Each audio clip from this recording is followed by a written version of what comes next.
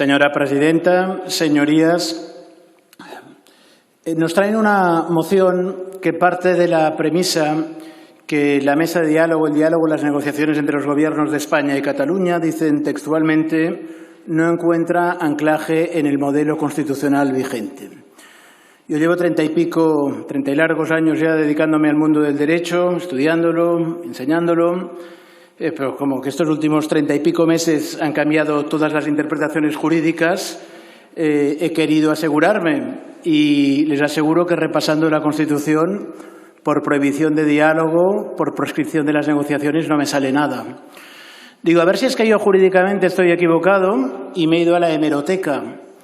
Y he visto que en una situación mucho más grave, como era el diálogo con una banda terrorista que era ETA que mataba, todos los gobiernos desde el 76 se han sentado, han negociado, lo hizo ya los gobiernos de la OCDE con Suárez de Calvo Sotelo, ministro Rosón, se hizo en época de Felipe González de Ibarrenuevo. Bueno, esos aplicaban otra política, que era con ETA hablando y con los GAL actuando.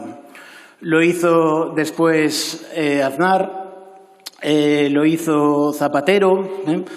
Bueno, Rajoy era más de mirar las cosas que de hablar y su ministro del Interior era más de hablar con los arcángeles que no con las personas.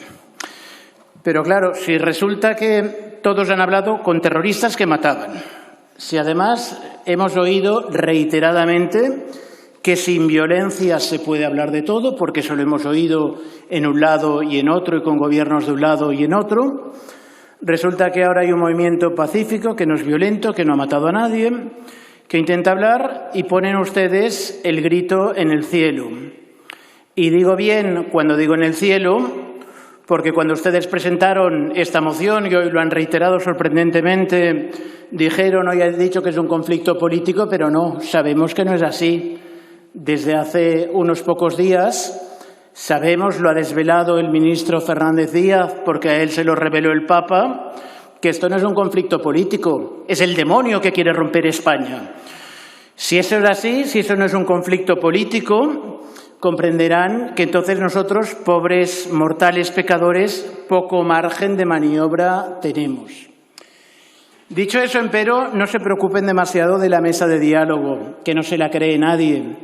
No se la cree el Gobierno del PSOE, que la aceptó como exigencia para obtener la investidura y que, después de haberla mantenido, no ha tenido el más mínimo rubor de pactar con Ciudadanos la paralización de esa mesa de negociación. No se la creen tampoco sus proponentes, que están pidiendo simplemente que se reactive, que se haga algún gesto simbólico en vistas a las próximas elecciones catalanas. Y tampoco nos las creemos otros que pensamos que no van a tener, desgraciadamente, ningún recorrido, pero que pensamos que debe estarse ahí y que se debe siempre estar en la mesa de diálogo y no levantarnos nunca, porque sabemos que el debate no se va a residenciar en España. El debate, la solución va a venir en el ámbito internacional y por eso desde la parte catalana tenemos que estar siempre sentados en la mesa. No se preocupen, por tanto, de la mesa del diálogo y como les gusta, voy acabando, señora presidenta, decir a su portavoz que le he oído hacer la cita en alguna ocasión, la cita de la Divina Comedia de Dante. Lasciati ogni speranza. Sí, dejen ustedes toda la esperanza porque Cataluña será independiente. Cataluña será independiente en breve, pero no por la mesa de diálogo, por descontado. No tampoco creo porque así lo impulsen fuerzas diabólicas o angelicales.